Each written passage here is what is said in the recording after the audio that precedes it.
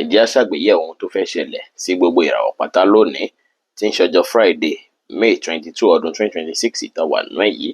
Mo kí Ọlọ́run bá mo ṣèbà Olódùmarè, ìbà akọ́dá ayé, ìbà àṣẹ̀dá ọ̀run, mo ṣèbà Ọ̀rúnmìlà, àtórí ẹni tí ò sunwọ̀n ṣe, ẹlẹ́rìí ìpín tóun tàyànmọ́, mojúbà ọkùnrin, mojúbà obìnrin, mo kí gbogbo ojú tó ń wò mí níbikíbi tí ẹ ti ń gbọ́ mi káàkiri àgbáńlá ayé. Ẹ̀yin tẹ́ ń wò mí pátá ẹ bá ń share fídíò yìí, ẹ pín kó jẹ́ òwúlò àtàǹfààní fọ́pọ̀ ènìyàn. Ojú tẹ́ fi ń wò mí ò ní fọ́, bẹ́ẹ̀ ọwọ́ tẹ́ fi ń bá mi share rẹ̀ ẹ ní fi gbọ́mọ sí, ẹ sì ní fi gba lẹ́tà ìbànújẹ́ láṣẹ Èdùmàrè. Ẹ̀yin oníràwọ̀ iná tó kanran yan Aries tàbí láàrin March 21 sí April 20.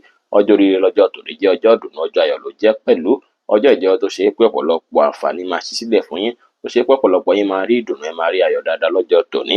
Kò sí wàhálà rárá lọ́jọ́ tòní rárá o, gbogbo ìtẹ́ bá fọwọ́ bá pátá ló máa dún, owó iṣẹ́ tẹ́ bá ṣe pátá làwọn èèyàn máa gbà tiẹ̀ dáadáa. Ẹ máa wà courageous, ìgboyà máa wà fún yín dáadáa lọ́jọ́ tòní láti fi kojú ohunkóhun. Bẹ́ẹ̀ sì lẹ máa wà creative, gbogbo nǹkan tẹ́ bá ṣe báyìí bí idán ló máa rí, torí bí idán báyìí láláǹtakùn tàwò tiẹ̀, bẹ́ẹ̀ ló ṣe máa rí fún yín lọ́jọ́ tòní. Àwọn èèyàn àgbà tí ń gan lọ́jọ́ tòní, ọjọ́ tòní á lọ sòsé, kò sí wàhálà, ire wá wọlé fún yín lọ́jọ́ tòní. Ọjọ́ tòní sì rí ó ṣe ṣe kí ìbáṣepọ̀ yín àti olólùfẹ́ yín kó túbọ̀ wọnú ara sí dáadáa lọ́jọ́ tòní pẹ̀lú. Bẹ́ẹ̀ sì ni iṣẹ́ yín náà lọ bó ṣe yẹ kó lọ lọ́jọ́ tòní. Aago 12 kù ogún ìṣẹ́jú láàárọ̀ sí aago 1 kù ogún ìṣẹ́jú ní ọ̀sán jí àkókò. Èyí tó dára jù fún yín tí ń ṣe lucky hour fún yín lénìí tí kọ́lọ̀ yẹ́lò sì jẹ́ kọ́lọ̀ èyí tó dára jù fún yín láti wọ̀ láṣọ ní ọjọ́ tòní. Oníràwọ̀ ìpè alámọ̀ Taurus tàbí láàrin April 21 sí May 20. Ọjọ́ ìdùnnú, ọjọ́ ayọ̀ lọ́jọ́ tòní jẹ́ fún yín o. Ọjọ́ ìjọyọ̀ tó ṣe é pààrin èèyàn àti mọ̀lẹ́bí yín kò ní dàrú rárá. Gbogbo á lọ dáadáa láàrin àti mọ̀lẹ́bí, ìbáṣepọ̀ yín máa dánmọ́rán. Ó dára kẹ́ bẹ̀ mọ̀lẹ́bí wò lọ́jọ́ tòní. Àwọn tó ṣe pé ọjọ́ mẹ́ta tí ẹ kàn sí wọn, ẹ lè kàn sí wọn lọ́jọ́ tòní. Ẹ̀yin tẹ́ sì ní arúgbó náà, àwọn tó jẹ́ mọ̀lẹ́bí yín tó ṣe pé bóyá wọ́n ní health issue kan, ẹ lè kàn sí wọn kẹ́ bẹ̀ wọ́n wò, kẹ́ wo health wọn dáadáa bó ṣe rí. Eléyìí máa jẹ́ nǹkan tó ṣe é gbádùn mọ́ wọn nínú púpọ̀. Ọ̀pọ̀lọpọ̀ yín ó ṣe é ṣe kẹ́ máa san kankan fún mọ̀lẹ́bí ní àsìkò yìí. Ọ̀pọ̀lọpọ̀ yín náà sì rí ó ṣe é ṣe kí ẹ máa advance ọ̀rọ̀ inú ilé yín bí ìgbà pẹ́ tún lè ṣe àbí láti ṣàwọn kankan láti tún mú kí àyíká yín kó túbọ̀ rẹwà sí. Ọjọ́ tòní ọjọ́ mọ̀lẹ́bí ló jẹ́. Ó dára kẹ́ fi dùn ìyàwó, kẹ́ fi dùn ọkọ, kẹ́ fi dùn ọmọ nínú, kẹ́ fi dùn ẹ̀gbọ́n, kẹ́ fi dùn àbúrò nínú lọ́jọ́ tòní. Kò sí wàhálà rárá.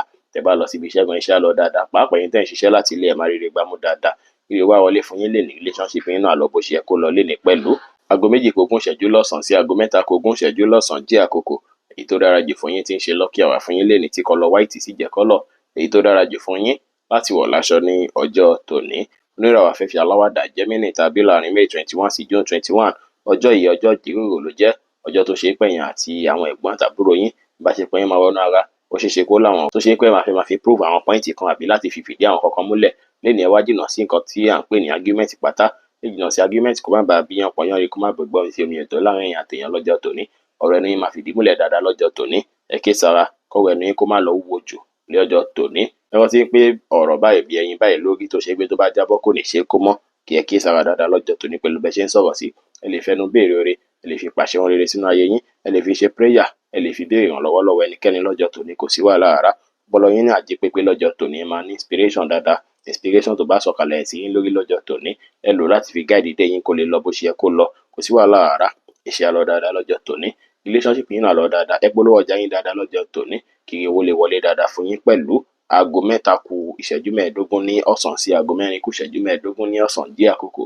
Èyí tó dára jù fún yín tí ń ṣe lucky hour fún yín lénìí tí kọ́lọ̀ light yellow sì jẹ́ kọ́lọ̀ èyí tó dára jù fún yín láti wọ̀ láṣọ ní ọjọ́ tòní. Oníràwọ̀ mi agbára Cancer tàbí láàrin June 22 sí July 22. Ọjọ́ tòní náà ọjọ́ ìrọ̀rùn ló jẹ́. Ọjọ́ ìfọ̀kànbalẹ̀ ló jẹ́.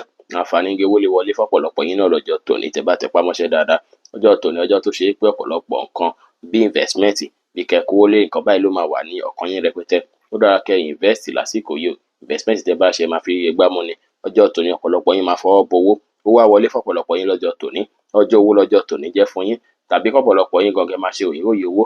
Ọ̀pọ̀ mìíràn yẹn lè rá àwọn owó kan san tó jọ mọ́ owó gbèsè lásìkò yìí tó ṣe pé ẹ máa láǹfààní àti rí wọn san.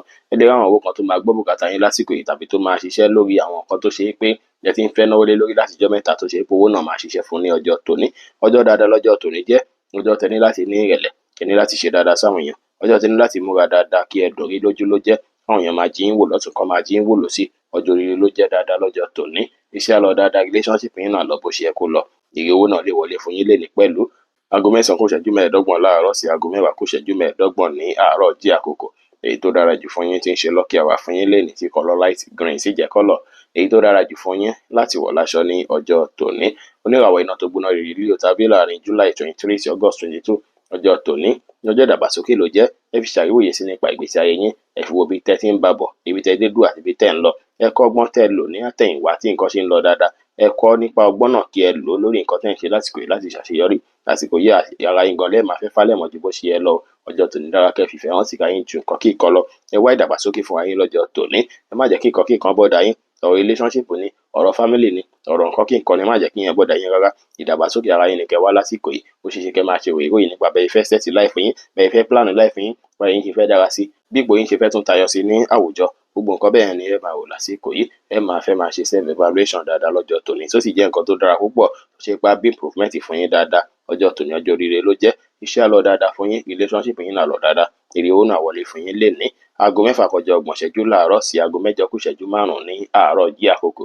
Èyí tó dára jù fún yín tí ń ṣe lucky hour fún yín ní ọjọ́ tòní tí kọ́lọ̀ pink sì jẹ́ kọ́lọ̀ èyí tó dára jù fún yín láti wọ̀ láṣọ ní ọjọ́ tòní. Oníràwọ̀ ìrùpẹ̀ funfun Virgo tàbí láàrin August 23 sí September 22 ọjọ́ tòní ọjọ́ ẹ̀mí ló jẹ́, ọjọ́ mísí ló jẹ́. Ó ṣeé ṣe kí àwọn kankan máa sọ kúlúkúlúkúlú lọ́kàn yín rẹpẹtẹ lọ́jọ́ tòní. Ọ̀pọ̀lọpọ̀ yín lè láwọn àlá lọ́jọ́ tòní. Àwọn kan tó sọ sí yín lọ́kàn yẹn tẹ̀lé lọ́jọ́ tòní. Bí mo ti ṣe sọ lánàá náà lórí, ẹ má finú tẹnikẹ́ni àfìrúgbọ̀ ọkàn yín lọ́jọ́ tòní o. Ọjọ́ tòní jẹ́ tó ṣe pé ó dára kẹ́ yà àkókò díẹ̀ sọ́tọ̀ láti fi ṣe prayer, pàápàá lásìkò lucky hour yín tí ń ṣe aago 8 kù ìṣẹ́jú 5 sí aago 10 kọjá ìṣẹ́jú 10 ní àárọ̀. Ẹ lè fàárín àkókò yẹn ṣe prayer dáadáa lọ́jọ́ tòní. Kò sí wàhálà gbàdúrà tẹ́ bá ṣe kó dìtẹ̀wọ́ gbà. Èní ò dára kẹ́ fi play music àbí kẹ́ fi pariwo àbí kẹ́ fi ṣe party rárá. Ọjọ́ tòní kẹ́ ké sára. Ẹ jìnnà sí wíwọ aṣọ dúdú pátápátá lọ́jọ́ tòní. Kò bá ìṣẹ̀dá yín mu rárá lọ́jọ́ tòní. Aṣọ pípọ́n bíi red ẹ jìnnà sínú lọ́jọ́ tòní. White jẹ́ kọ́lọ̀ tó dára jù fún yín láti wọ̀ láṣọ lónìí. Ẹ̀yin tẹ́ bá lọ bí iṣẹ́ á lọ dáadáa. Relationship yín náà lọ bó ṣe yẹ kó lọ, èrè owó náà lè wọlé fún yín dáadáa lénìí. Oníràwọ̀ afẹ́fẹ́ má rí mi fín Libra tàbí láàrin September 23 sí October 22 ọjọ́ tòní ọjọ́ tó dára ló jẹ́, ọjọ́ tó tayọ ló jẹ́, ọjọ́ tó ṣe é pé ó dára kẹ́ fi lo àkókò àti ìgbà pẹ̀lú àwọn ọ̀rẹ́ pẹ̀lú àwọn alásùnmọ́ yín ló jẹ́. Ọjọ́ yìí ọjọ́ tó ṣe é pé ẹ máa rí supporter dáadáa púpọ̀ lọ́jọ́ tòní. Ẹ máa rí àwọn èèyàn tó ṣe é pé wọ́n á dúró tì yín, fún alára yín gan máa wà innovative. Á dàbí ìgbà bí kẹ́ plan àwọn kankan lọ́jọ́ tòní fún ìdàgbàsókè ìgbésí ayé yín. Ọjọ́ tòní jẹ́ tó ṣe é pọpọlọ yín á jí pépé, àwọn idea máa sọ sí yín lọ́pọlọ. Á dàbí ìgbà pé kẹrù ilé ìpọ̀ kẹpọ̀ ilé papọ̀ kó lè jọra wọn, kó lè rí bẹ́ẹ̀ ṣe ń fẹ́, àwọn idea yẹn máa wá sí yín lọ́pọlọ dáadáa lọ́jọ́ tòní. Ó dára kẹ́ báwọn èèyàn ṣe lọ́jọ́ tòní, ṣùgbọ́n ẹ má finú tán ọ̀rẹ́. Ẹ má sọ secret yín fún ọ̀rẹ́ kankan lọ́jọ́ tòní. Ọ̀rẹ́ lè wá yín wá lọ́jọ́ tòní, ẹ̀yin náà lè wá wọn lọ lọ́jọ́ tòní. Ọjọ́ ìrẹ́pọ̀ lọ́jọ́ tòní jẹ́, ọjọ́ ìgbafẹ́ ló jẹ́ pẹ̀lú. Tẹ́ bá lọ bí iṣẹ́ tẹ́ bá tètè close, ó dára kẹ́ lọ àkókò àti ìgbà pẹ̀lú àwọn ọ̀rẹ́ yín, lè máa ṣàǹfààní púpọ̀ fún yín lọ́jọ́ tòní. Iṣẹ́ á lọ dáadáa lénìí, relationship yín á lọ dáadáa, ní owó náà wọlé fún yín lọ́jọ́ tòní. Ẹ lè rí support àwọn colleague yín níbi iṣẹ́ kan lọ́jọ́ tòní pẹ̀lú, kò sí wàhálà. Light blue jẹ́ kọ́lọ̀ tó dára jù fún yín láti wọ̀ láṣọ lónìí. Aago 10 kọjá ìṣẹ́jú 10 láàárọ̀ sí aago 12 kọjá ìṣẹ́jú 15 ní ọ̀sán jí àkókò. Èyí tó dára jù fún yín tí ń ṣe lucky hour fún yín lénìí. Oníràwọ̀ òmì tútù Scorpio tàbí láàrin October 23 sí November 22 ọjọ́ tòní ọjọ́ ìdùnnú ọjọ́ ayọ̀ ló jẹ́. Ọjọ́ tó ṣe é pé iṣẹ́ yín máa lọ bó ṣe yẹ kó lọ, iṣẹ́ yín á gbòòrò sí i. Bí iṣẹ́ yín ṣe fẹ́ gbòòrò kan ló máa wà lọ́kàn yín dáadáa lọ́jọ́ tòní. Ìrínisí yín láwùjọ máa jọjú, àwọn èèyàn máa pọ́n yín lé sí dáadáa láyìíká yìí tẹ́ bá wà lọ́jọ́ tòní. Ẹ máa jẹ́ ní ọ̀wọ̀, ẹ máa dẹni iyì, ẹ máa dẹni ẹ̀yẹ. Gbogbo nǹkan tó lè mú kí iṣẹ́ yín ní ìdàgbàsókè ní kẹ́ fálẹ̀mọ́ lọ́jọ́ tòní o. Iṣẹ́ yín lè lọ dáadáa kó má bàa sí wàhálà, kó má sí ìdààmú. Ọjọ́ tòní tẹ́ bá ti fálẹ̀mọ́ ṣẹ́ sílẹ̀ ṣe fẹ́ rí igbá mú sí, iṣẹ́ wa lọ dáadáa, relationship yín náà lọ dáadáa. Ó ṣeé ṣe kí contract wọlé fọ́pọ̀lọpọ̀ yín tẹ́ jẹ́ contractor lásìkò yìí. Àsìkò yìí sì ó ṣeé ṣe kí iṣẹ́ gbogbo yín ní ìdàgbàsókè dáadáa lọ́jọ́ tòní. Aago 12 kọjá ìṣẹ́jú 15 ní ọ̀sán sí aago 3 kù ogún ìṣẹ́jú ní ọ̀sán jí àkókò. Èyí tó dára jù fún yín tí ń ṣe lucky hour fún yín lénìí tí kọ́lọ̀ grey sì jẹ́ kọ́lọ̀ èyí tó dára jù fún yín láti wọ̀ láṣọ ní ọjọ́ tòní. Oníràwọ̀ iná àtùpà Sagittarius tàbí láàrin November 23 sí December 22 ọjọ́ oríire lọ́jọ́ tòní jẹ́. Ọjọ́ tó ṣe pọ̀pọ̀lọpọ̀ yín ó ṣeé ṣe kí ẹ máa rí àǹfààní àti ìrìn àjò lásìkò yìí. Ìrìn àjò ọ̀nà jíjìn wà fọ́pọ̀lọpọ̀ yín tẹ́ jẹ́ Sagittarius lásìkò yìí. Àǹfààní owó kan sì lè wọlé látọ̀nà jíjìn fún yín lọ́jọ́ tòní. Ohun tẹ́ bá ti ń retí látọ̀nà jíjìn lásìkò yìí, ẹ dájú pé túbọ̀ lé dáadáa. Ó ṣeé ṣe opportunity náà kó wọlé fún yín lásìkò yìí. Ìrìn àjò tẹ́ bá rìn lásìkò yìí á bí fọkànbalẹ̀ fún yín. Ọ̀pọ̀lọpọ̀ yẹn máa ní nǹkan tẹ́ máa hope fún lọ́jọ́ tòní tá mú kí ẹ̀rín kó lé sí yín lẹ́kẹ̀ẹ́ ní ọjọ́ ti tòní o. Ọjọ́ tòní ọjọ́ ìdùnnú ọjọ́ ayọ̀ ló jẹ́. Iṣẹ́ á lọ dáadáa bó ṣe yẹ kó lọ, relationship yín náà lọ dáadáa. Èrè owó náà lè wọlé fún yín lénìí pẹ̀lú. Aago 3 kù ogún ìṣẹ́jú ní ọ̀sán sí aago 5 kù ìṣẹ́jú 5 ní ìrọ̀lẹ́ jí àkókò. Èyí tó dára jù fún yín tí ń ṣe lucky hour fún yín lénìí tí kọ́lọ̀ lavender sì jẹ́ kọ́lọ̀ èyí tó dára jù fún yín láti wọ̀ láṣọ ní ọjọ́ tòní. Oníràwọ̀ ìpele eruku Capricorn tàbí láàrin December 23 sí January 19 ọjọ́ tòní ọjọ́ ìrọ̀rùn ló jẹ́, ọjọ́ ìfọ̀kànbalẹ̀ ló jẹ́, ọjọ́ tó ṣe pé àǹfààní lè wọlé láti ibikíbi ló jẹ́ o, ọjọ́ tó ṣe pé opportunity lè wọlé láti ibikíbi ló jẹ́. Ẹ lè jáde lọ láti lọ wóore, ẹ lè báyàn dàpọ̀ pọ̀ lọ́jọ́ tòní. Ohun tẹ́ bá báyàn dàpọ̀ ó ṣeéṣe kí ó bíire fún yín ní ọjọ́ iwájú. Ẹ lè ra shares bá ṣe sọ lánàá, ó ṣeéṣe kí ọ̀pọ̀lọpọ̀ yín kí ẹ rí àǹfààní látara shares lọ́jọ́ tòní. Ibi tẹ́ tiẹ̀ wá ṣe sí rárá lọ́jọ́ tòní ó ṣeéṣe kí ẹ jẹ láti bẹ̀ lọ́jọ́ tòní o, ó ṣeéṣe kí ẹ rí supporter, ó ṣeéṣe kí ẹ rí àǹfààní, ó ṣeéṣe kí ogún kàn yín. Kò sí nǹkan tí ò lè kàn yín lásìkò yìí lóníràwọ̀ erùpẹ̀ eruku Capricorn, kò sí wàhálà rárá. Ọjọ́ tòní síjọ́ tó ṣe pé ẹ ní láti tún fi tó ẹ̀rọ gbàrà yín pa. Ẹ lè ronú jinlẹ̀ nípa ìgbésí ayé yín, kí ẹ wá bẹ̀rẹ̀ fẹ́ transform life yín. Ó ṣeéṣe kí transformation yín kó bá ṣèyọrí rere lásìkò yìí o. Àsìkò yìí iṣẹ́ á lọ dáadáa, relationship yín náà lọ bó ṣe kó lọ. Owó náà wọlé fún yín lénìí pẹ̀lú aago 5:05 ní ìrọ̀lẹ́ sí aago 7 ní àṣálẹ́ jí àkókò. Èyí tó dára jù fún yín tí ń ṣe lucky hour fún yín lénìí tí kọ́lọ̀ pink sì jẹ́ kọ́lọ̀ èyí tó dára jù fún yín láti wọ̀ láṣọ ní ọjọ́ tòní. Oníràwọ̀ afẹ́fẹ́ oníbínú Aquarius tàbí láàrin January 20 sí February 18. Ọjọ́ tòní ọjọ́ ìfẹ́ ló jẹ́ o, ọjọ́ tó ṣe pé ìbáṣepọ̀ yín àti olólùfẹ́ yín á wọnú ara dáadáa. Ẹ máa finalize àwọn kankan lọ́jọ́ tòní tá mú kí inú yín dùn, tá mú káyọ̀ yín kún. Ó ṣeéṣe kára yín yá gágá dáadáa lọ́jọ́ tòní. Èyí dára láti fi surprise olólùfẹ́ yín torí àwọn ọ̀gbọ̀n fúnra yín wọ́n lè surprise yín lọ́jọ́ tòní.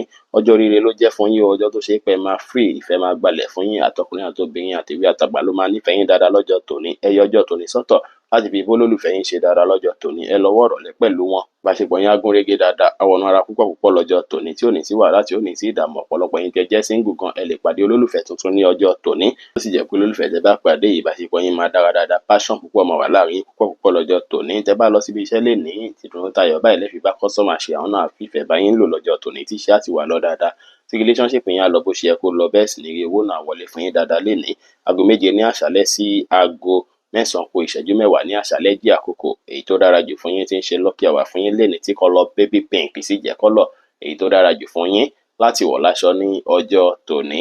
Oníràwọ̀ mi tí kì í ru Pisces tàbí láàrin February 19 sí March 20. Ọjọ́ tòní ọjọ́ ayọ̀ ọjọ́ ìdùnnú ló jẹ́ o, ọjọ́ tó ṣe pé ọ̀pọ̀lọpọ̀ yín gbogbo nǹkan tí ẹ̀ ń plan pátá ó máa rí bí ẹ ṣe ń fẹ́. Gbogbo nǹkan tẹ́ ti ń là kalẹ̀ látijọ́ mẹ́ta pé báyìí mo ìfẹ́ sẹ́tì ẹ̀, báyìí mo ìfẹ́ ṣe, ó máa rí bẹ́ẹ̀ ṣe ń fẹ́ dẹ́bà tí kan jíjí bó ṣe yẹ lọ.